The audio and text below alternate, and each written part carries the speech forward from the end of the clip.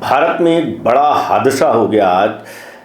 अहमदाबाद में Indian airlines का Boeing 787 civil area में जा गिरा। जैसे ही उड़ा थोड़ी ही देर में वो बाउंड्री के किनारे ही जा गिरा, जिसमें लगभग 242 आदमी बैठे हुए थे और वो क्षण भर में एक आग का गोला बन गया।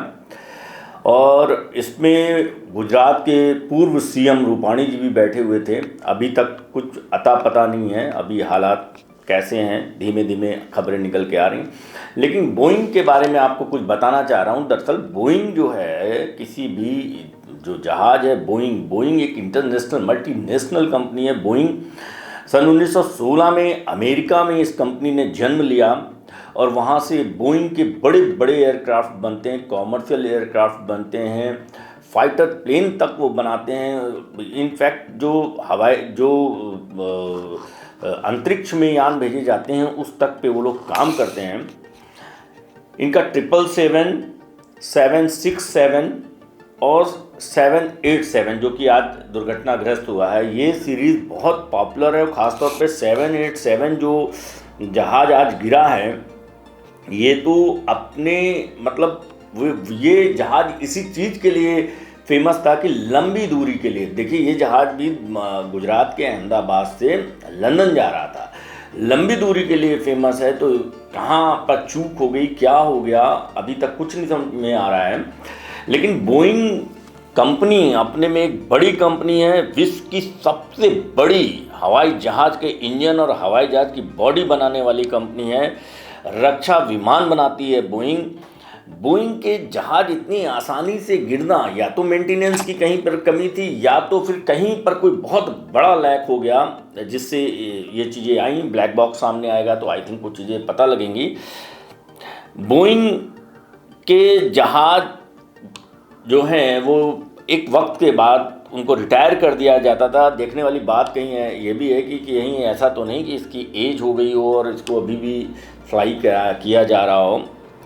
फ़िलहाल बोइंग कंपनी के लिए भी एक बहुत बड़ा सेटबैक है कि इतना बड़ा उनका क्राफ्ट कहीं पर जा करके सिविल एरिया में गिर जाए, और उनकी अपनी चीज़ों पे भी बहुत फ़र्क पड़ता है।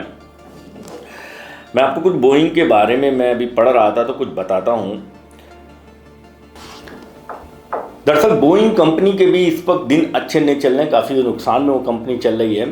अभी हालिया बहुत सारी बोइंग कंपनी के बारे में बहुत सारी खबरें आप लोगों ने देखी होंगी कि बोइंग के हालात ख़राब होते जा रहे हैं।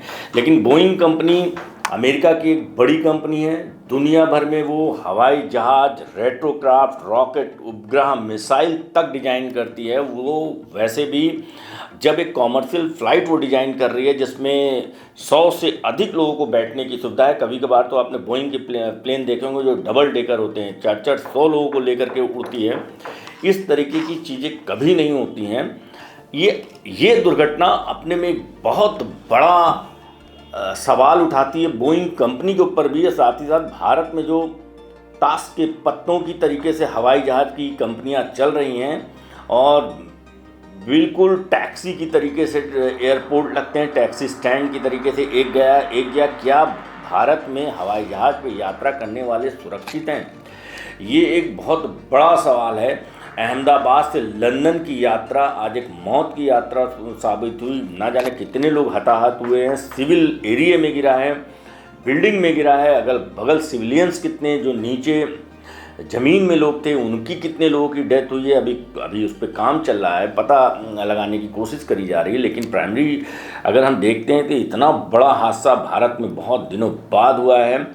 लेकिन हादसा बहुत दिनों बाद हुआ, ये बहुत अच्छी बात नहीं हुआ। क्यों? ये एक बड़ी बात है।